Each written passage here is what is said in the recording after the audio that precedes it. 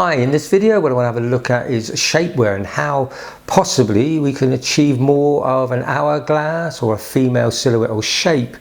There are a lot of options out there and it can be quite complicated. So to make things a little bit easier, I'm going to break this down into various sections, starting I think where most people do, with corsets.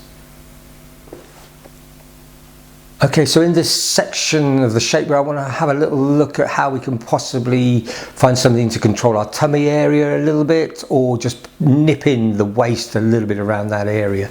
Now, when I first started dressing, I suppose like a lot of people went for the traditional waist clinching corsets here. This one is a well constructed one with steel boning in it here and metal clasps on the front. The cheaper versions you get out there have a plastic sort of boning on them, and they don't last that long actually, because you know when you really pull these up tight, there's a lot of stress on these, and I used to find that the cheaper versions actually used to break on me, which is no good at all. This one here was manufactured by a company called Oxfords, which unfortunately no longer with us, but I can also recommend, I think the model is called a V50 from Vollers, who manufacture these out of Portsmouth. They do a very good job on these ones. Now, I bought a size 26-inch one of these for my 32-inch waist, because that's really what was recommended, a 6-inch reduction. Now, what I need to say at this point is don't panic. It doesn't actually give you a 6-inch reduction. I don't know how it works, but even when I pulled it right up tight, and I used to be able to get a 26 one right tight, I think when I measured around my waist I got about a 2-inch, maybe 1.75 inch reduction in that area, but it did sort of give me that sort of hourglass area around my waistline there. My only thing about that was I was actually looked a little bit like a strangled Y really, because I did need to still push the hips out a bit more. Now the good thing about these is they're quite robust, but what I found was that when I had one of these on, to be honest, I found it quite uncomfortable sitting down, because it used to dig in underneath my rib cage, which is not very nice. Also, the fact is that when you wear one of these and you do put on a tight fitting garment, you can actually see the lines of the corset, you know, against the garment itself, and particularly at the back where you tie all these laces up. So what I would recommend is, if you do go for one of these options, is consider maybe wearing the corset on the outside and making it a feature. Now, what I would also suggest is that maybe you give a bit of thought to these elasticated type of waist clinchers here. You can see this one's really getting muscles here. It's quite a strong elasticated one here with a couple of rows for adjustment in here.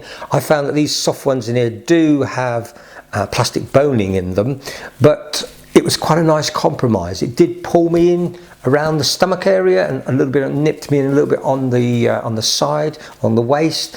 Much more comfortable to wear than the traditional corsets. I could sit down in this and it's just to bend and mould a little bit easier around my waistline. Now these ones here come in various lengths. This one here is obviously a little bit longer. It's almost one that will go underneath my bust line here.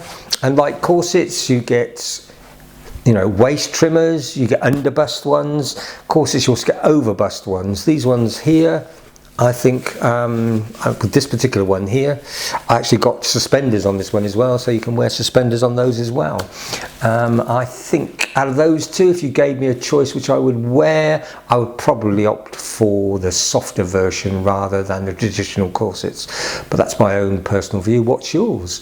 Put your comments down below. I'd love to hear from you. So my next option really was to, well, instead of going in on my natural waist and making myself uncomfortable, why don't I add some width to my hips? So I looked around the marketplace. There are quite a few things you can use. You can use foam hips, but after many a trial and tribulation, I come across something like this here. This is a silicone hip pad here. These come in actually three sizes: small, medium and large. And to be honest, the large is just about the right size for me. Small and medium, just don't cut it, they're just too small. And these, when you buy them brand new, they've got a sticky substance here, and you can actually tack them onto your waistline, but I never felt comfortable that that was strong enough, so I always pop these inside a pair of tights, and the tights end up supporting them. Now I find that the width on this, you might not be able to see it on the camera, is about 1.5 to 2 inches. When I put both of these on and slip them inside a pair of tights, it actually does balance my shape out a little bit better, so I am achieving more of an hourglass figure. And the byproduct of that really is that when I get a standard size 14 dress, now the top around the shoulders fits, but also around the hips it fits a lot better. So this is one option. It's a bit expensive. I think you can find them around, I know Dress Tech in the US make a set of these, and I've seen some other suppliers around. This one I get from the UK. I can't remember the name of the supplier at the moment. I'll try and look that out for you and put it in the description. But these silicone hip pads are, they warm to your body, they stick really well, and I actually quite enjoy wearing them, and it gives me that feeling of having a decent pair of hips. Now, hips alone to me are just half of the issue, because we also need a bit of a bottom as well. I personally got a little bit of a flat bottom, so what I found was, and I got these from eBay actually, these are a pair of, I suppose I would call them Bridget Jones Thunder pants, really. Not very romantic, but they have some pockets in them, and in these pockets you can put some I suppose wafers, silicone wafers here. You can put a couple of them, one on top of the other, and they pad around on your bum, filling your bum out. So combining those two of the silicone hips here and these bottom pads here, I find that I get quite a nice little rounded bottom and hip area here. And I find that once I slip these glorified Thunder pants on, the waistline here sits over quite nicely on the hip of these pads here, so it all molds together very well and down.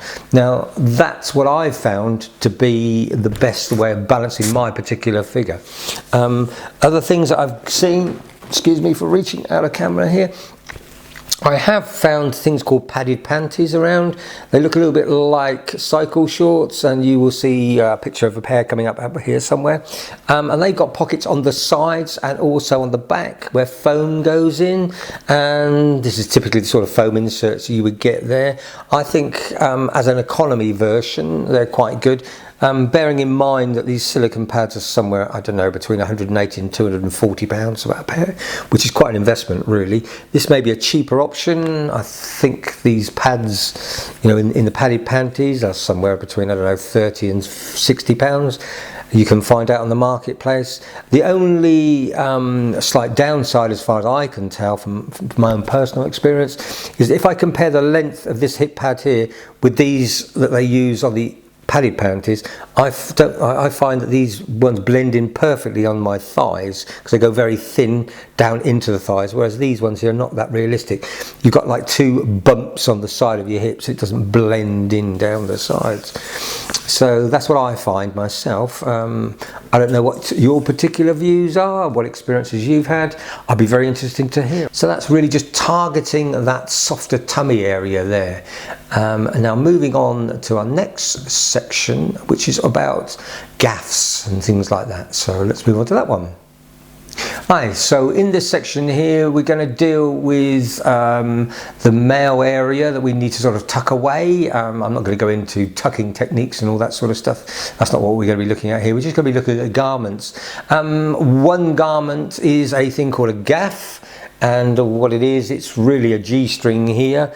It has quite a wide section at the front here, and it's very, very tight. What you do is you point Percy backwards, and then you slip into one of these here. So it's a very, very tight sort of, I would say, pair of pants, really.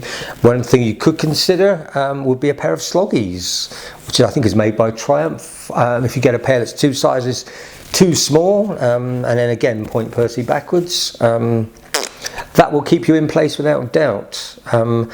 I feel at this juncture I want to give you an eye-watering diva drag tip, which is using cling film, believe it or not. Not for the faint-hearted, but it does work. If you again just tuck yourself underneath and then wrap the cling film round over between your thighs in a sort of 8 shape, going over and under, and then at the sides you just pull them up and roll the sides like this. It's very, very effective, particularly if you're wearing a sort of almost liquid tight jeans or trousers. It's a little bit eye-watering and not to be worn for long periods of time, but it does work. Now, I've got a couple of other sort of gaffs that you can have a quick look at here.